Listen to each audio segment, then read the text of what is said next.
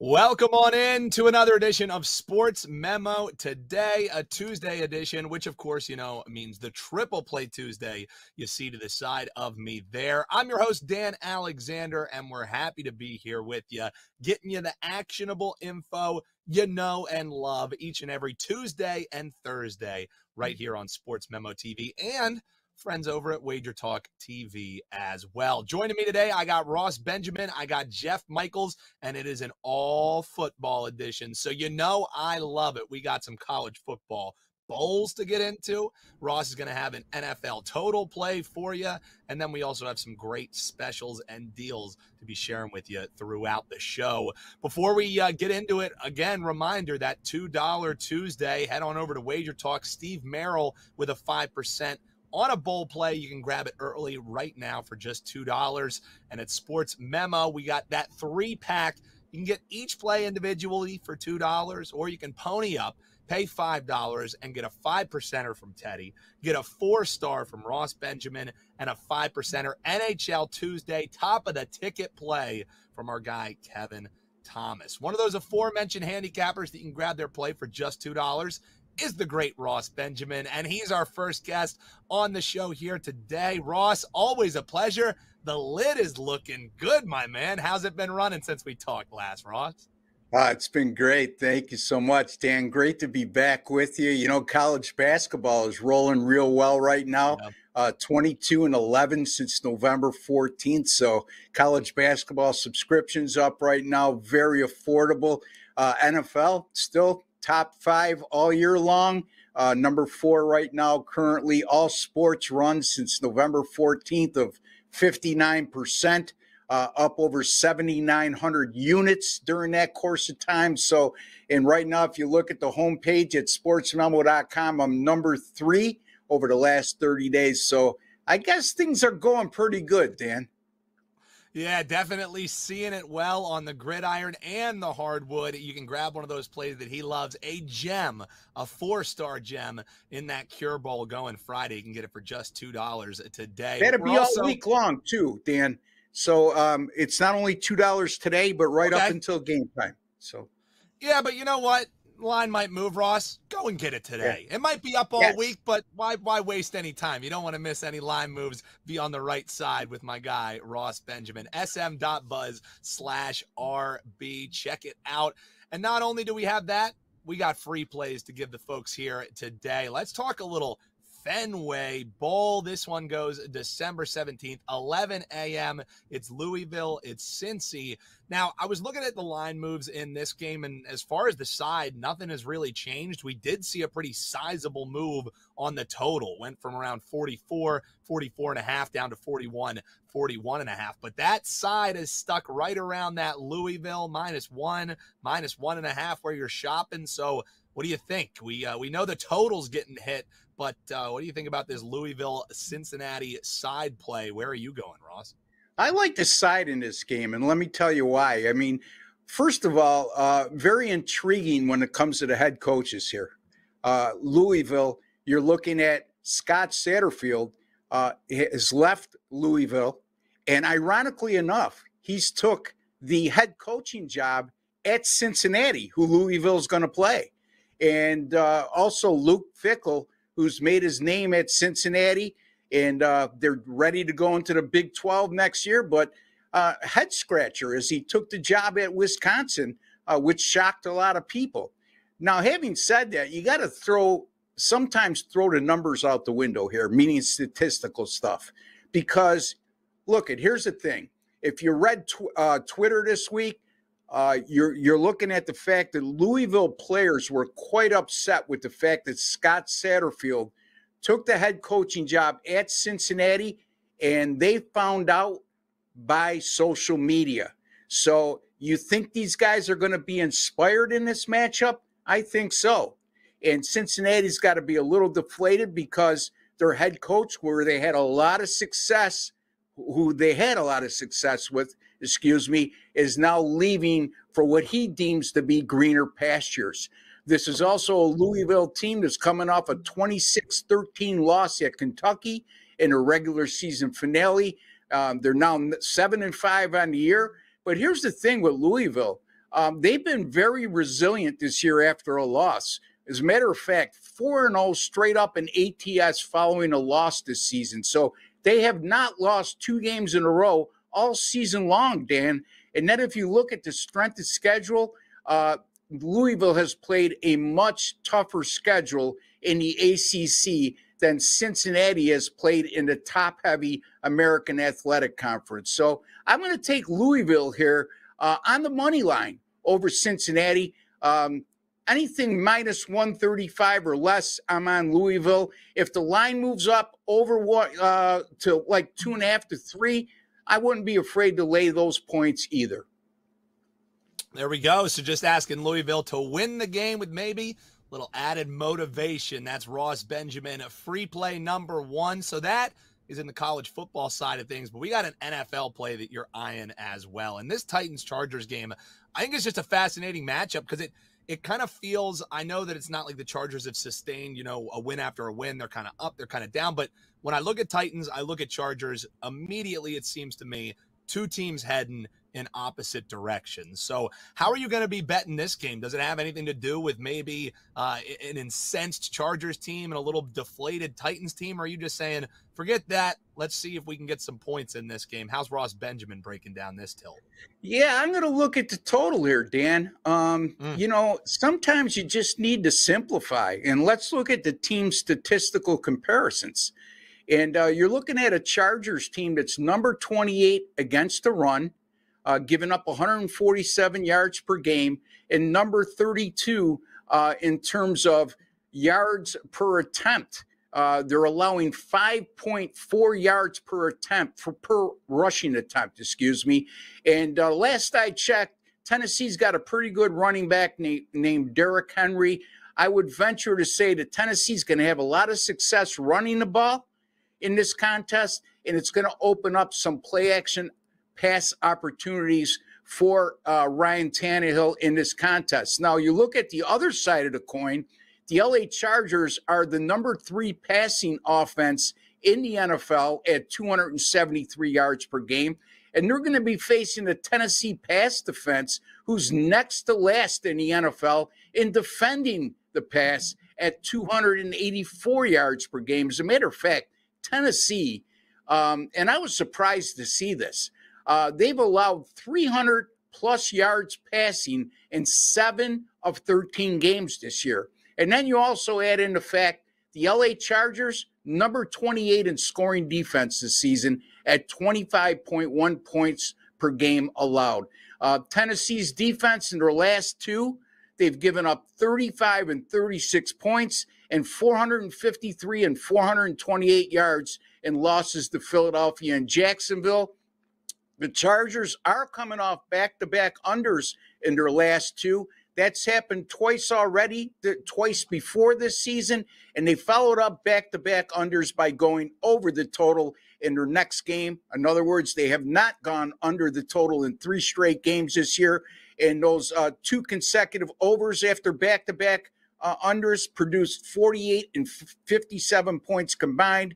And since 2020, Tennessee 10-2 to the over on the road when the total is 46.5 or greater. Also since 2020, Tennessee 8-1 to the over on the road following a straight-up loss. And finally, Justin Herbert 18-10, to the over in his career when he starts as a favorite. And Ryan Tannehill since 2018, 23-13 to the over in his road starts. So I'm going to go over the total here. Tennessee and the Chargers seeing a lot of 47s, 47.5, but 146.5. I believe at Caesars right now. So 46.5 to 47.5, anywhere in that range, folks. I'm going over the total. Man, Ross, I'm glad that our producer, Eric, does a terrific job alternating between our shots, because usually when you're breaking down games, I'm writing fast and furious because I love how you use the spots in conjunction with season long, with year long, with just different trends. So it's not only, how some handicappers, they only rely on the numbers. You also watch all of these games. You look at the spots, you look at the schedules, you look at the sandwiches, and that is how Ross Benjamin year after year is successful handicapping, especially on the gridiron, man. I love it. We love having you on, Ross. So remind people what you have up when they head on over to your page, sm.buzz/RB, and what you have on the horizon that you're excited about. Yeah, $2 pick on the Cure Bowl on Friday evening. Troy in Texas, San Antonio, one of the best matchups of the week in the bowl games. And you can get that for $2, not only today, folks, but I'm going to leave it at $2 all week long. So no excuses. I'm sure you spent a lot of stupider $2 in your life than spending $2 with me to make money. And then also, folks, don't forget, college basketball. I'm on an absolute roll right now, 22-11 since November the 17th. My all sports since November 14th, making an absolute killing right now, up over 70 units during that course of time. And near the top of the leaderboard, I believe number 3 over the last 30 days at SportsMemo, right there on the homepage in all sports in terms of money earned. And right now, number 4 in the NFL, and I believe number 3 in college basketball. So things are really, really good right now, folks. And I don't know what you're waiting for. You know what they say about people who hesitate? He who hesitates, they lose. So don't hesitate. Make some purchases. Invest some money in me. I'll make you some money in return. Yeah, I mean, the season-long records don't lie. The year-over-year records don't lie. Ross Benjamin, man of the people, saying, I know they only let me leave this up for $2. Today on $2 Tuesday, he's leaving it for you all week long. So I say run, don't walk. Obviously, finish the rest of the show. Don't leave us here on Sports Memo Today just yet. But you can open up a little second browser there. Go grab that $2 play from Ross, or do the $5 triple play Tuesday. You can grab a 5% big ticket, a total for Teddy Covers, and he's running hot as well. And then you got Kevin Thomas. He's got an NHL play tonight. So you got a Tuesday moneymaker. You have Friday moneymaker in the Cure Bowl, and you have a play from Teddy Covers as well, a 5% big ticket play, and you can grab that all for just $5. Go to any one of those guys' pages. Obviously, Kevin Thomas, Ross Benjamin, Teddy Covers, or just go to sportsmemo.com right on to the home page there. And I love it, man. A lot of info there. So just to recap, you got the Titans and Chargers over the 46 from Ross Benjamin, and we're looking at Louisville money line, or if it starts getting a little juicy on that money line, he won't hesitate to lay the 1.5, all the way up to about 2.5 is what our guy Ross Benjamin was sharing with us. And fun's not done yet. We got my guy Jeff Michaels, also known as JM Sports. Follow him on Twitter when you want all the TNA. Man, that's starting to really, get into Ralph territory. Obviously, your pops, Ralph Michaels, with all this info you've been dropping. I look forward to it each and every day. You're dropping charts, trends, and angles. So, Jeff, you really started coming into your own, man. It's got to be feeling pretty good, right? Yeah, it's always been a little bit of a friendly competition because it's always been something that me and my dad have both been interested in. But hey, making the information that used to be in my head known to everybody else out there too. So I will enjoy giving it out, and hey, that's what we're here to do, right? Give out winners.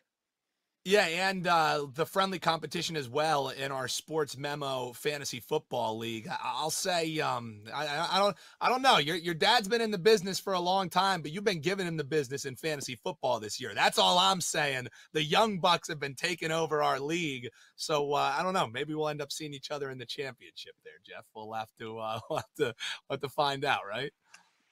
I hope so. I had a rough week this week. I comeback loss, It happens. 1.5. It happens. Half loser. Yes, Yeah. it does. Yeah, It happens in the gambling world and the fantasy world.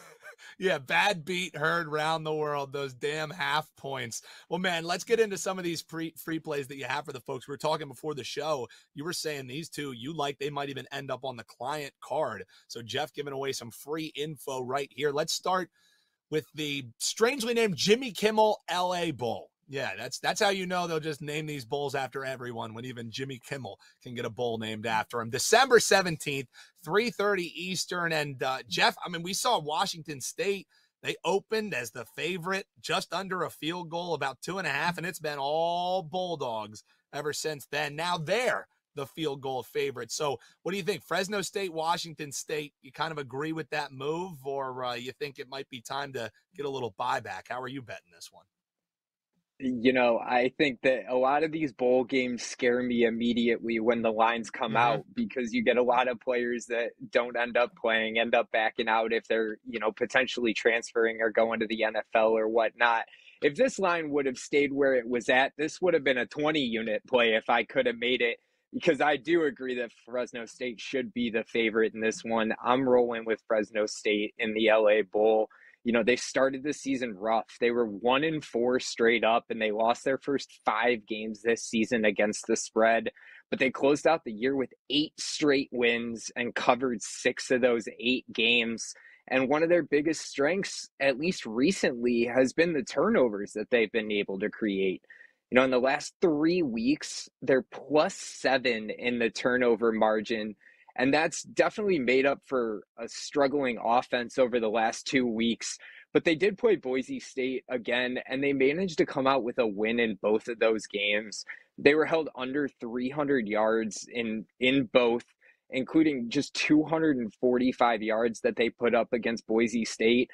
But as I mentioned, they beat Boise State this time, and they beat all other 7 opponents before that. They put up 330 plus yards in 6 straight games leading up to those previous 2. So we know that they have potential. And you look at them even in a head-to-head comparison with Washington State, both of these teams played Oregon State, and both of these teams played USC this season. Both of them, granted, lost and failed to cover, but Washington State only put up 12 points per game in those 2 games. Fresno State averaged nearly 25. So their offense has proven themselves on a head-to-head level that they can compete better in these high-intensity situations. But the last 2 wins have been thanks to their defense, and that's something that I'm looking for in this game. I mean, they held Wyoming to 191 yards, and I don't care, what kind of D1 level team that is. 191 yards, that's 136 yards below their season average, and they shut them out. They beat them 30-0. And as I mentioned before, their offense struggled against Boise, but they held Boise 64 yards under their season total. Boise put up their 4th fewest yards of the season, and they allowed just 16 points. Where, mind you, in the first meeting, Boise State put up 40 points and 443 yards. So, Washington State last game dominated by Washington. They were only 2.5-point underdogs. Granted, they were underdogs, but they lost by 18, and they gave up over 700 yards of offense.